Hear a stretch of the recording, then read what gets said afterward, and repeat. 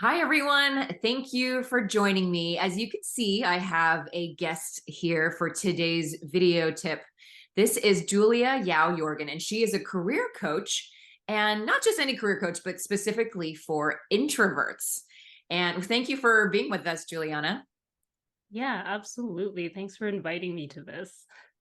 Juliana and I met through a mastermind that we're part of with the same business coach. And when I heard about her niche and I've been reading her LinkedIn posts, it really struck me because it made me think about my approach with my clients who are introverts.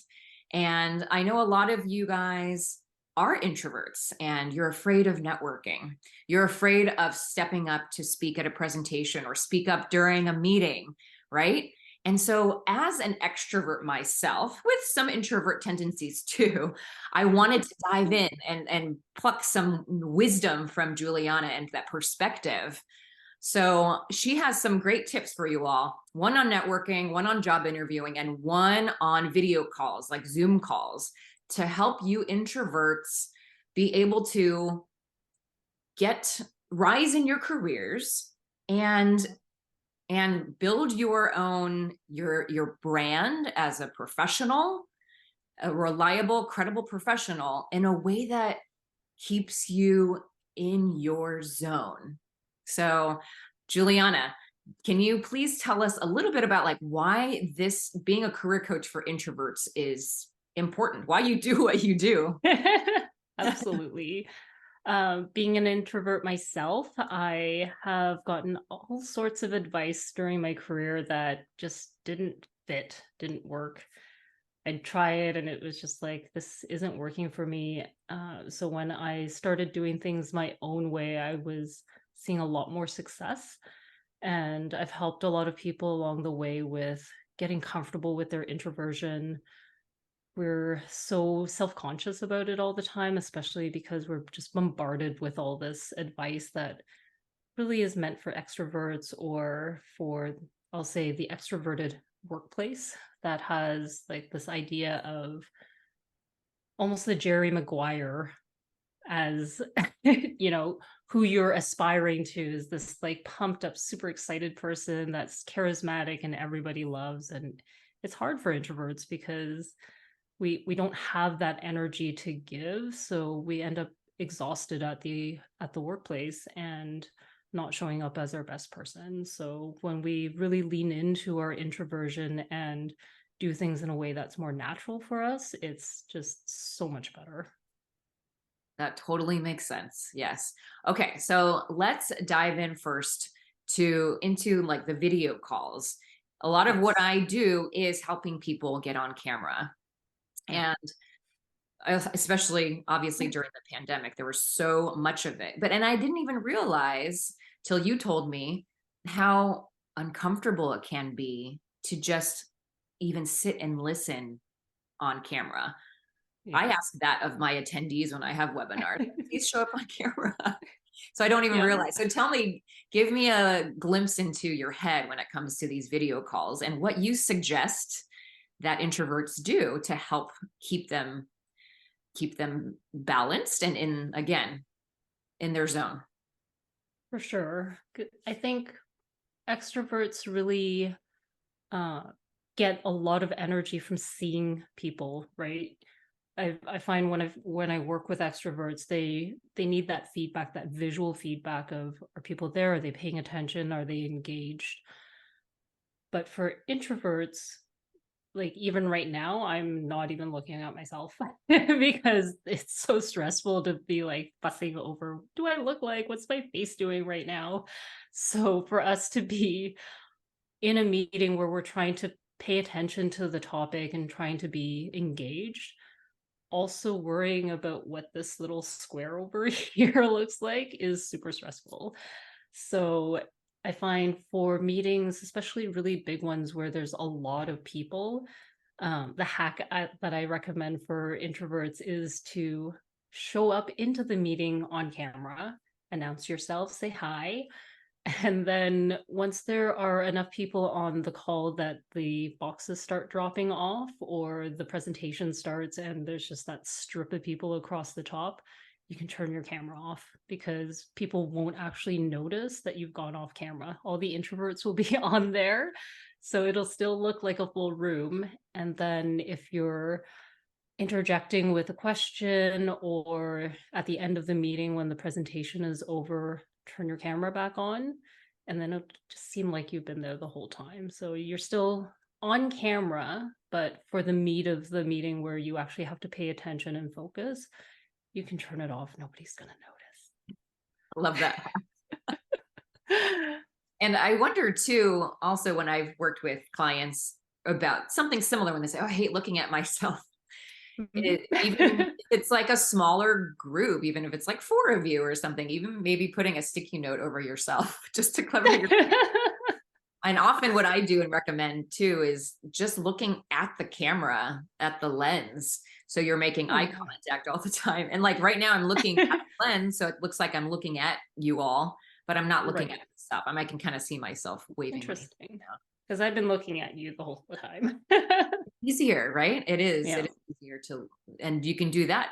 The difference between your shifting your eyes between looking at the other person or yourself or the camera is so minute. So you can get away with that in video calls. All right. How about when it comes steal your hack? When it comes to networking, you hear so much, yeah, put yourself out there. Just go, right? Just go. And I share my tips about how to strike up conversation, how to introduce yourself and all that. Yeah. But even just, I know getting the courage to even just go is so hard for many people. So what do you recommend when it comes to networking? Yep. So I would say, if it is that energy draining for you to even like show up to the event, just don't. It's not just about events. Yeah, networking. Yeah, it's not just about going to events. Networking, especially with LinkedIn, you can find people on LinkedIn, have those conversations by text, or if you're really hitting it off, you can maybe try a video call with them. But having a really clear idea of what you want to get out of the networking will help you a lot. So, for example, I had somebody who was trying to move from a startup and an underpaid, underappreciated role into a really large company where she would actually be paid properly and taken seriously. And rather than sending her to, let's say, the job fair for that company, we set a really specific target for her to, after she got booked for an interview, to try and network her way to somebody who was either in that department or ideally would know that hiring manager, just to get some insight on the company. And that worked really well for her because she was able to really target in on her network to see, okay, how do I kind of step my way to somebody who is at that company and preferably in that department, have a conversation with just one person to learn more about the company so that it could help her prepare for the interview. And it worked so well that she hit it off so well with the person that she did find, that they recommended her to the hiring manager without even being asked. That's awesome. Yeah. No networking events required. Right. Right. And I think that's important to note for anybody, that there is a way to get to know people in a very intentional and personal, with a very intentional and personal approach, so that you can get in, especially when it comes to getting new jobs. It's that one-on-one, it is the people you know to get your foot in the door.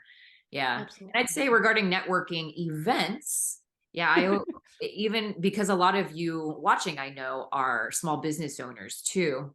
So it's not a matter of looking for a job, but maybe just letting people know that you're there and the services you offer, but going in very intentionally and doing the research ahead of time of who you want to meet and find that person, not like stalker wise, but like need to meet everybody in the room. Don't put that pressure on yourself, right?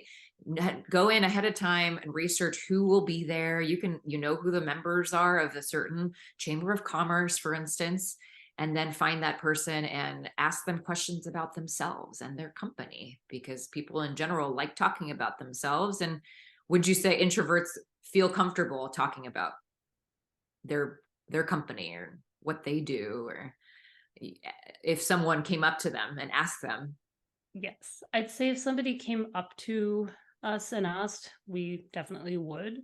I really love your tip about doing the research ahead of time and asking about the other person, because introverts are also very curious, and because we don't like to lead the conversation typically, it's an easier way for us to go into the conversation to be like, okay, let's just open things up, get a little bit comfortable with this person, get them talking until we're kind of ready to have that conversation switch over to talk about us and what we have to offer. Great. Thank you for putting that into perspective too. Great. Yeah, kind of that Hmm. warm up. It's a good way to take the attention and pressure off of you. Yeah. Totally. Yeah. Now, Juliana also has a really good formula for those of you who are looking for a job and job interviewing for one of those difficult questions. You guys all get these questions, right? Like, have you ever been in a situation where blank you had a hard time with a coworker or a customer, that kind of thing. So, Juliana, when it comes to answering this question, especially for introverts, what do you recommend? Yeah, what I really love for those questions is the star format, which is starting with explaining the situation or the task at hand, and then really focusing in on the A, the action, so that you're walking the hiring manager through how you would actually move through that problem or that task, and then cap it off with the result at the end to show, okay, this was the concrete outcome of what I did, my thought process and everything. It works really well for introverts because we love having a structure that we can fit into. But it also focuses on the actual situation and what you did rather than yourself. So it's less about, hey, I'm the best person at working with customers. It's, in this very specific instance that was really tough, this is what I did to move through it, and this was the result. So that the hiring manager can really get into your head and understand, okay, if they're in a similar situation working for me, what would happen? What would they do? Which is really what the hiring manager is looking for anyway. It's not just, yeah, I'm great. It's not That just doesn't help the hiring manager figure out like if you're a good fit for the role. right, right. I love that. Yeah, such a great tip. Thank you, Juliana. So insightful.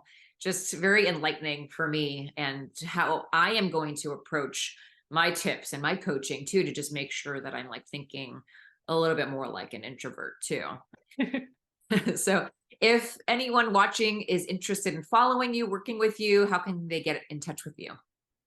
Yeah, for sure. I'm primarily on LinkedIn. So I think when you post this tip, we'll make sure that the link to my profile is in there. And I've got some great freebies up right now in my profile. I've got the perfect interview script for introverts to answer the question, so tell me about yourself, Yeah. because we hate talking about ourselves. So you can grab that off of my profile on LinkedIn. I love that. We need to talk more about that because I talk about that too. I have a formula as well, so we'll have to compare notes. All Yes, absolutely. right. Thank you, Juliana. Good to see you. Thanks so much, Jessica.